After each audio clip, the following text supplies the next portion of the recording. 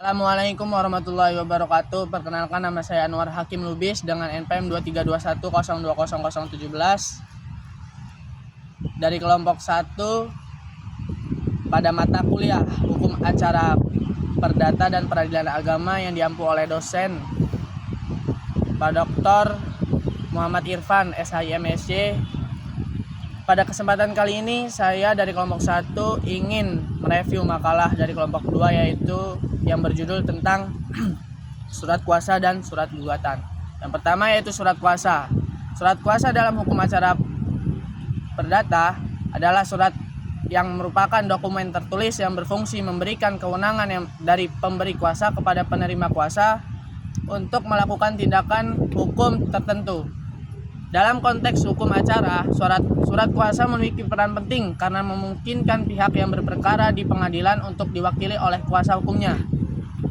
Dengan adanya surat kuasa, pihak yang bersengketa tetap dapat memperjuangkan haknya meskipun tidak hadir secara langsung di persidangan. Sebab kewenangan tersebut telah dialihkan secara sah kepada kuasa hukum. Dasar hukum yang mengatur mengenai surat kuasa dapat ditemukan dalam beberapa peraturan perundang-undangan.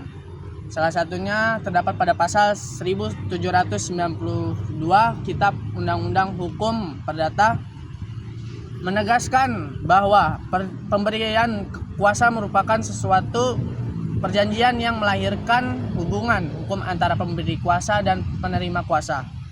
Selain itu, pasal 123 Herjen Indonesia Reglement atau HIR dan pasal 147 RBG mengatur secara khusus mengenai berlakuan kuasa di pengadilan, terutama berkaitan dengan syarat adanya surat kuasa khusus dalam beracara.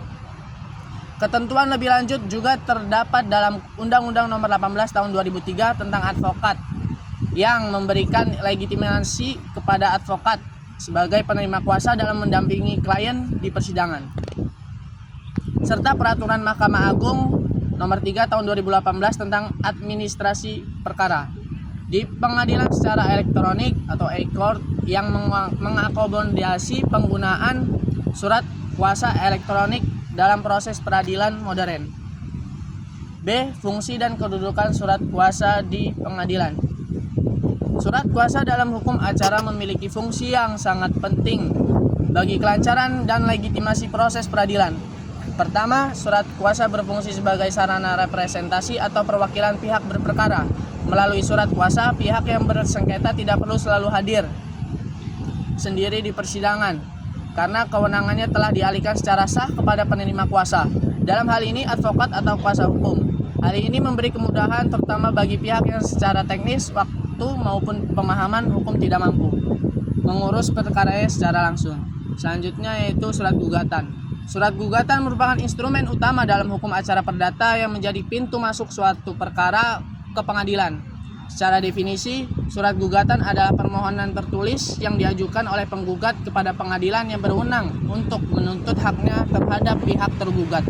Melalui surat gugatan, penggugat menuangkan klaim dan atau dalil-dalil hukum yang menjadi dasar mengapa ia berhak atas sesuatu, sekaligus menuntut agar pengadilan memberikan putusan yang adil.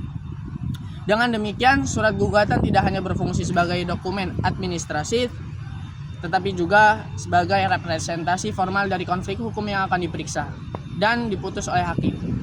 Selanjutnya yaitu syarat